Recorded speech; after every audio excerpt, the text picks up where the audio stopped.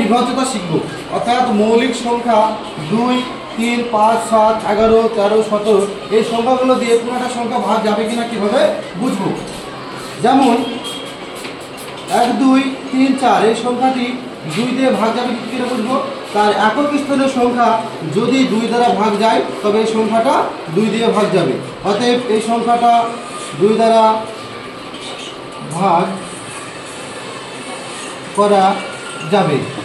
ঠিক একই রকমভাবে 3, 6, 7, 2 এই সংখ্যাটা 3 দিয়ে ভাগ যাবে, তা কীভাবে বোঝা যাবে। তাহলে এই সংখ্যাগুলোর যে অঙ্ক সংখ্যাগুলো আছে, অঙ্ক সংখ্যা বলতে এই সংখ্যাটার মধ্যে যে প্রত্যেকটা সংখ্যা আছে একটাকে বলা হয় অঙ্ক, এবং এটাকে ইংলিশে বলা হয় ডিজিট।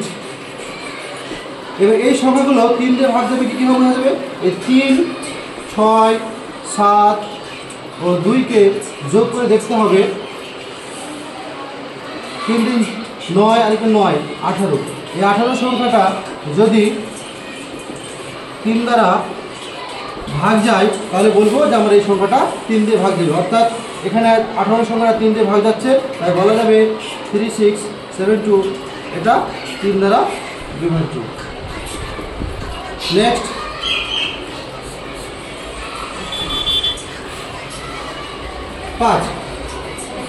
আমরা শিখব মৌলিক সংখ্যা